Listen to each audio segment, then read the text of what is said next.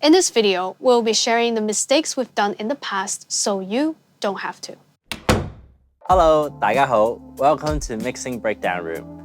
My name is JBP. And I'm Claudia. Today in this video, we're sharing 5 mistakes that we have made in the past so that after this video, hopefully you won't make the same mistakes too. And if you're already making these mistakes, then you will know what to do for your next mixing breakthrough. Speaking of breakthroughs, if you find mixing vocals frustrating, we created a 4-step vocal mixing guide to help you get great sounding vocals with confidence. Let's dive right in. So the first mistake we've made that we want to help you avoid is mixing visually or mixing with your eyes. Music is heard with your ears and felt in your heart. And if you start mixing with your eyes, you hold yourself back from great mixes.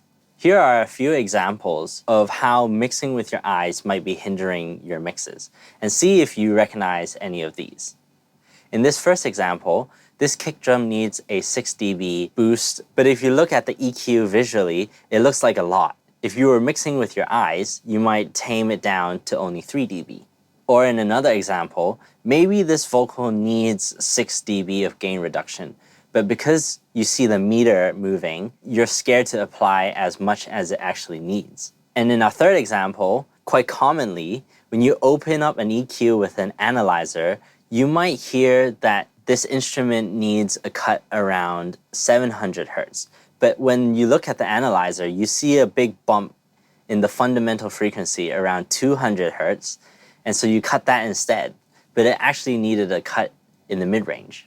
And for our last example, it's one that I've fallen for personally when I started mixing, and that is the advice of not boosting, cutting, or compressing more than 3 dB. That hurt my mixes because I was afraid to push my EQs hard enough or my compressor hard enough, especially for fast songs that needed that heavy hitting sound. So if you found any of those examples familiar to you, try closing your eyes next time and try to hear what you're actually doing, no matter if you're EQing or compressing, and trust your ears, because at the end of the day, it's how the music sounds that moves the listener.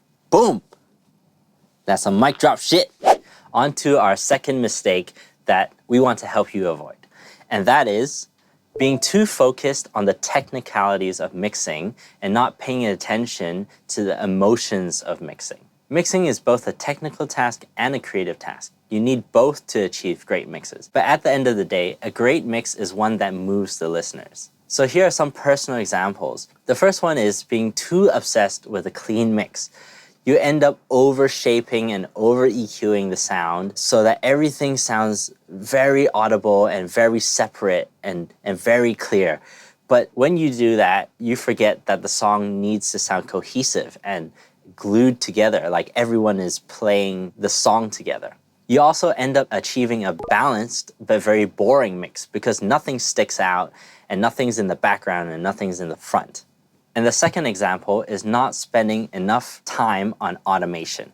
The static mix is just the foundation of a song. You want to remember to leave time for automation and the effects and things that make the song come to life. Things like making sure different sections of the song sound different. For example, the chorus might sound brighter and more energetic than the verse, or you might want to use more reverbs in the chorus to make it sound wider compared to the verse. 有没有一天别人的幸福特别耀眼，终于我自己一人，终于我独自想，是不是我想要的生活？我只能继续往前走。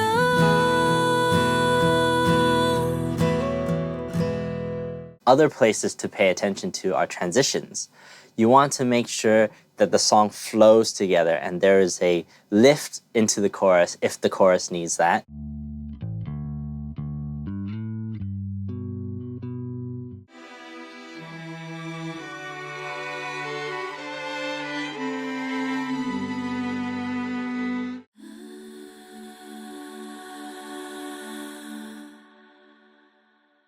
Play the music loud, do what makes me happy. I love it so. Play the music loud, do what makes me happy. I love it so. All these things help you create a mix that connects with the listener emotionally. The third mistake we have on our list is thinking that upgrading plugins or hardware will fix your mix.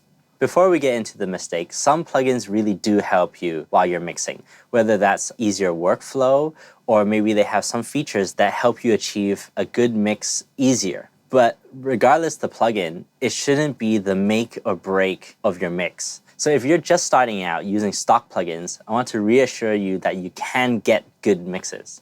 And if you're stuck in your mixing, don't think that buying new plugins or new gear will get you unstuck and give you good mixes automatically.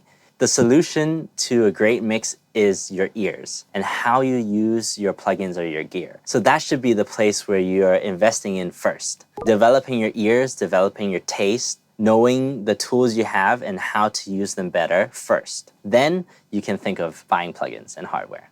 So coming on to the fourth mistake that we have done, which is relying on an output limiter to make the track loud. Have you ever find yourself trying to push the limiter and then you start to hear distortion, but without pushing it, the loudness is just not what you're looking for? Limiters are used for the final push of a track's loudness, and a limiter is actually a infinite to one ratio compressors. Basically, they are compressors in steroids. But every limiter has a limit. That's why it's called limiter. As you push, it will eventually reach a point where you just can't push anymore, resulting in audible distortion.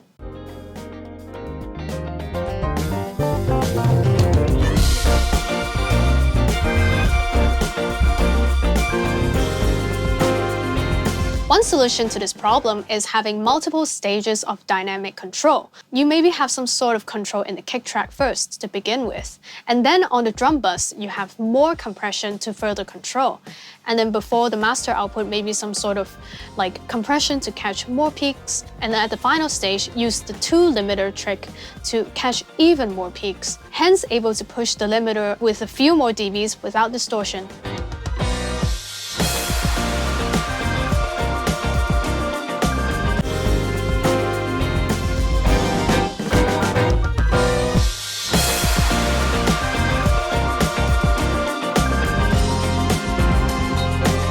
So to wrap this mistake up, don't rely on one limiter to try and handle all of the dynamics of the song. Instead, have multiple stages of dynamic control to achieve a louder mix. So the last mistake we want to talk about is when you stop learning.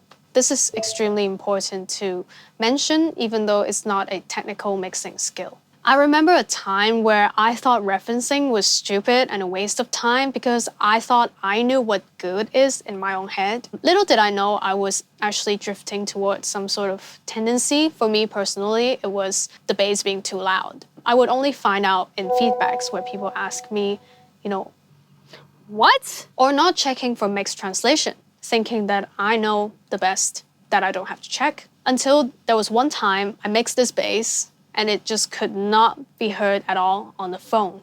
Where's my bass? It's always about the bass. I suck at bass. Don't be too prideful to not reference.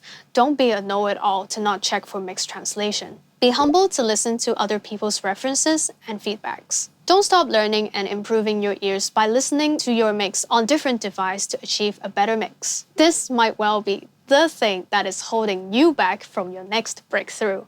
So those are 5 mistakes that we've made personally, or if you want to look at it from a different perspective, those are 5 lessons we've learned. And every time we've learned these lessons, a breakthrough has followed in our mixing. So the reason why we made this video was to share those 5 mistakes so that you can avoid them. And if you find yourself stuck in mixing, look to see if any of these mistakes are holding you back from your next breakthrough. Let's help each other grow. Comment down below what is one mistake you've overcome that helped you improve your mixing. So if you found this video helpful, remember to like it and share it with someone who would benefit from these tips too. And remember to subscribe to the channel for weekly mixing videos. And lastly, don't forget to get your free 4-step vocal mixing guide in the description below. See you in the next video. Bye!